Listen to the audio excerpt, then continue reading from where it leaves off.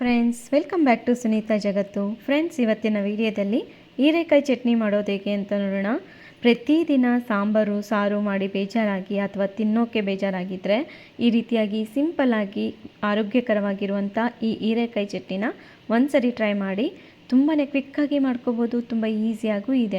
ಹಾಗಿದ್ರೆ ಬನ್ನಿ ಮಾಡೋದಕ್ಕೆ ಏನೆಲ್ಲ ಬೇಕು ಅಂತ ನೋಡೋಣ. ಅದಕ್ಕೆ ನೋಡಿ, ನಾನು ಎಳೆಯದಾಗಿರುವಂಥ ಹೀರೆಕಾಯಿನ ತೊಗೊಂಡಿದ್ದೀನಿ. ಹಾಗೆ ಸ್ವಲ್ಪ ಕಾಯನ್ನು ತೊಗೊಂಡಿದ್ದೀನಿ, ಖಾರಕ್ಕೆ ತಕ್ಕಂತೆ ಮೆಣಸಿನ್ಕಾಯಿ, ಹಾಗೆ ಈರುಳ್ಳಿ, ಸ್ವಲ್ಪ ಹುಣಸೆಹಣ್ಣು, ಜಸ್ಟ್ ನೋಡಿ ಒಂದು ಚಿಕ್ಕ ನಲ್ಲಿಕಾಯಿ ಗಾತ್ರದಷ್ಟು ಹುಣಸೆಹಣ್ಣನ್ನು ತೊಗೊಂಡಿದ್ದೀನಿ.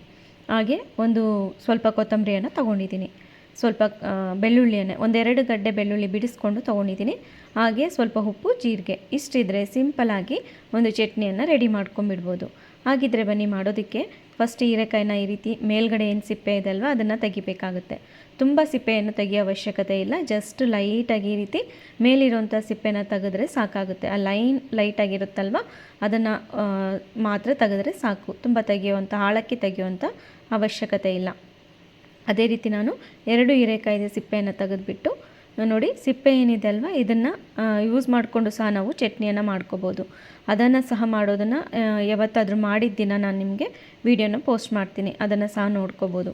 ಹಾಗೆ ನೋಡಿ, ಈ ರೀತಿ ಹೀರೆಕಾಯಿನ ಕಟ್ ಮಾಡ್ಕೋಬೇಕು. ಚೆಕ್ ಮಾಡ್ಕೊಳ್ಳಿ, ಸ್ವಲ್ಪ ಈ ರೀತಿ ಮುಟ್ಟು ನೋಡಿ ಎಷ್ಟು ಎಳೆಯದಾಗಿದೆ. ಈ ರೀತಿ ಎಳೆಯದಾಗಿರೋಂಥ ಚಟ್ನಿ ಆದರೆ ತುಂಬ ರುಚಿಯಾಗಿ ಆಗುತ್ತೆ.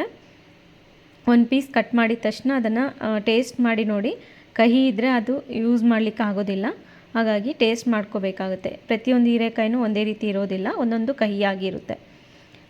ಈ ರೀತಿ ನೀಟಾಗಿ ಸ್ವಲ್ಪ ಆದಷ್ಟು ಚಿಕ್ಕದಾಗಿ ಕಟ್ ಮಾಡ್ಕೊಳ್ಳಿ. ಆವಾಗ ಫ್ರೈ ಮಾಡ್ಕೊಳೋ ಟೈಮ್ಗೆ ಈಸಿಯಾಗಿ ಫ್ರೈ ಆಗುತ್ತೆ. ಅದಕ್ಕೆ ಈ ರೀತಿಯಾಗಿ ಸ್ವಲ್ಪ ಚಿಕ್ಕದಾಗಿ ಕಟ್ ಮಾಡ್ಕೋಬೇಕಾಗುತ್ತೆ.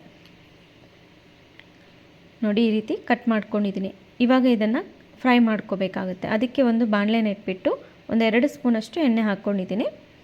ಎಣ್ಣೆ ಹಾಕ್ಕೊಂಡಾದಮೇಲೆ ಹೀರೆಕಾಯಿನ ಹಾಕ್ಕೊಳ್ಳೋಣ. ಎಣ್ಣೆ ಬಿಸಿ ಹತ್ತಿದ್ದಾಗೆ ಹೀರೆಕಾಯಿನ ಹಾಕ್ಕೊಂಡು ಚೆನ್ನಾಗಿ ಫ್ರೈ ಮಾಡ್ಕೋಬೇಕು. ಮೀಡಿಯಮ್ ಫ್ಲೇಮಲ್ಲೇ ಇಟ್ಕೊಂಡು ಈ ರೀತಿ ಫ್ರೈ ಮಾಡ್ಕೊಳ್ಳಿ. ಹೀರೆಕಾಯಿ ಒಂದು ಸ್ವಲ್ಪ ಸಾಫ್ಟ್ ಆಗಬೇಕು, ಕಲರ್ ಸಹ ಚೇಂಜ್ ಆಗುತ್ತೆ ನೋಡಿ, ಅಲ್ಲಿವರೆಗೂ ಚೆನ್ನಾಗಿ ಫ್ರೈ ಮಾಡ್ಕೋಬೇಕಾಗುತ್ತೆ. ನೋಡಿ, ಈ ರೀತಿ ಸ್ವಲ್ಪ ಸಾಫ್ಟ್ ಆಗ್ತಿದೆ.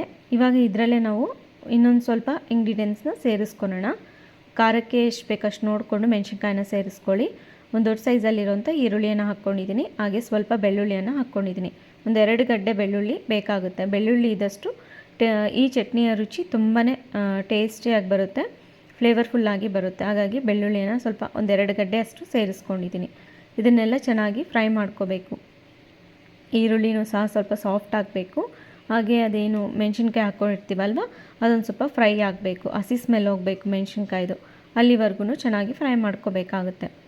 ಇದನ್ನು ತುಂಬ ಬೇಗನೆ ಮಾಡ್ಕೊಂಬಿಡ್ಬೋದು. ಹಾಗೆ ಇದರಲ್ಲೇ ನೋಡಿ ಸ್ವಲ್ಪ ಜೀರಿಗೆನ ಸೇರಿಸ್ಕೊತಾ ಇದ್ದೀನಿ. ಈಗ ಮತ್ತೆ ಇದನ್ನೆಲ್ಲ ಸೇರಿಸ್ಕೊಂಡು ಇನ್ನೊಂದು ಸ್ವಲ್ಪ ಲೈಟಾಗಿ ಫ್ರೈ ಮಾಡಿಕೊಂಡ್ರೆ ಸಾಕಾಗುತ್ತೆ. ಆಲ್ಮೋಸ್ಟ್ ಹೀರೆಕಾಯಿನೂ ಸಹ ಚೆನ್ನಾಗಿ ಸಾಫ್ಟ್ ಆಗಿದೆ.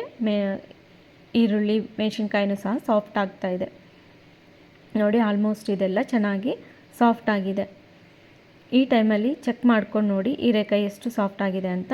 ಈ ರೀತಿ ಆಗಬೇಕು, ಮುಟ್ಟಿದರೆ ಗೊತ್ತಾಗುತ್ತೆ. ಇಷ್ಟು ಸಾಫ್ಟ್ ಆದರೆ ಸಾಕಾಗುತ್ತೆ. ಈಗ ನಾವು ಕಂಪ್ಲೀಟಾಗಿ ಗ್ಯಾಸನ್ನು ಆಫ್ ಮಾಡ್ಕೋಬೇಕಾಗುತ್ತೆ. ಆಫ್ ಮಾಡ್ಕೊಂಡಾದಮೇಲೆ ಸ್ವಲ್ಪ ಅರಿಶಿನ, ಹಾಗೆ ಸ್ವಲ್ಪ ಕೊತ್ತಂಬರಿಯನ್ನು ಸೇರಿಸ್ಕೊಂಡಿದ್ದೀನಿ. ರುಚಿಗೆ ತಕ್ಕಷ್ಟು ಉಪ್ಪನ್ನು ಸೇರಿಸ್ಕೊಂಡಿದ್ದೀನಿ. ನೋಡಿ, ಹುಣಸೆಹಣ್ಣಿತ್ತಲ್ವ, ಅದನ್ನು ಸಹ ಸೇರಿಸ್ಕೊಂಡು ಈ ತವಾದ ಬಿಸಿ ಏನಿರುತ್ತಲ್ಲ ಬಾಣಲೆದು, ಆ ಬಿಸಿಯಲ್ಲೇ ಇದನ್ನು ಸಹ ಸ್ವಲ್ಪ ಬಾಡಿಸ್ಕೋಬೇಕು. ಈ ರೀತಿ ಮಿಕ್ಸ್ ಮಾಡಿಕೊಂಡ್ರೆ ಅದೇ ಆರಾಮಾಗಿ ಸ್ವಲ್ಪ ಬಿಸಿ ಆಗುತ್ತೆ. ಅಷ್ಟೇ ಬಿಸಿ ಸಾಕಾಗುತ್ತೆ. ಇದಕ್ಕೇನು ಮತ್ತೆ ನಾವು ಉರಿಯನ್ನು ಇಡಬೇಕಾಗುವಂಥ ಅವಶ್ಯಕತೆ ಇಲ್ಲ. ನೋಡಿ, ಜಸ್ಟ್ ಈ ರೀತಿ.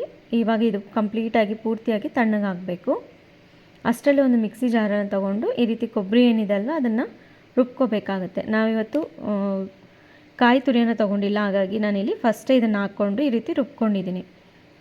ನೀವು ಕಾಯಿ ತುರಿ ತೊಗೊಂಡ್ರೆ ಎಲ್ಲ ಒಟ್ಟಿಗೆ ಹಾಕ್ಕೊಂಡು ರುಬ್ಕೋಬೋದು. ಹಾಗೆ ಈ ಚಟ್ನಿಗೆ ನಾನು ನೀರನ್ನು ಸಹ ಯೂಸ್ ಮಾಡ್ತಾ ಇಲ್ಲ. ಈಗೇನು ನೋಡಿ ತಣ್ಣಗಾಗಿದೆ ಅಲ್ವಾ, ಇದನ್ನೆಲ್ಲ ಇದರಲ್ಲೇ ಕಾಯಿ ತುರಿಯಲ್ಲೇ ಸೇರಿಸ್ಕೊಳ್ಳೋಣ. ಸೇರಿಸ್ಕೊಂಡು ಈಗ ನೀರು ಹಾಕ್ದೇನೆ ಹಾಗೇ ರುಬ್ಕೋಬೇಕಾಗುತ್ತೆ. ನೋಡಿ, ಈ ರೀತಿ ಗಟ್ಟಿ ಹಾಗೇ ಇದ್ದರೆ ಚಟ್ನಿ ತುಂಬಾ ರುಚಿಯಾಗಿರುತ್ತೆ. ಇದನ್ನು ಚಪಾತಿಗೆ, ದೋಸೆಗೆ, ರೈಸ್ಗೆ, ಮುದ್ದೆ, ರೊಟ್ಟಿಗೆ ಸಹ ಆರಾಮಾಗಿ ಇದನ್ನು ಸರ್ವ್ ಮಾಡ್ಕೋಬೋದು. ಅಕ್ಕಿ ರೊಟ್ಟಿಗೂ ಸಹ ತುಂಬಾ ರುಚಿಯಾಗಿರುತ್ತೆ. ಇದನ್ನು ಒಂದು 10 ದಿನದವರೆಗೂ ನಾವು ಸ್ಟೋರ್ ಮಾಡಿಕೊಂಡು ಸಹ ಇಟ್ಕೋಬೋದು. ತುಂಬಾ ರುಚಿಯಾಗಿರುತ್ತೆ. ಇದಕ್ಕೆ ಬೇಕು ಅಂದರೆ ಲೈಟಾಗಿ ನೀವು ಒಗ್ಗರಣೆನೂ ಸಹ ಕೊಡ್ಬೋದು. ನಾನಂತೂ ಇವತ್ತು ಬಿಸಿ ಬಿಸಿ ಆಗಿರೋ ಅನ್ನಕ್ಕೆ ಈ ರೀತಿ ಸ್ವಲ್ಪ ಚಟ್ನಿ ತುಪ್ಪ ಹಾಕ್ಕೊಂಡು ಸರ್ವ್ ಮಾಡಿದೆ. ತುಂಬಾ ರುಚಿಯಾಗಿತ್ತು, ಸಖತ್ತಾಗಿತ್ತು. ನೀವು ಸಹ ಒಂದ್ಸರಿ ಟ್ರೈ ಮಾಡಿ ನೋಡಿ, ಯಾವ ರೀತಿ ಬಂತು ಅನ್ನೋದನ್ನು ಕಮೆಂಟ್ ಮಾಡಿ ತಿಳಿಸಿ. ವಿಡಿಯೋ ಇಷ್ಟ ಆಗಿದರೆ ಲೈಕ್ ಮಾಡಿ. ಮತ್ತೊಂದು ಒಳ್ಳೆಯ ವಿಡಿಯೋ ಜೊತೆಗೆ ಭೇಟಿ ಆಗೋಣ. ಧನ್ಯವಾದಗಳು.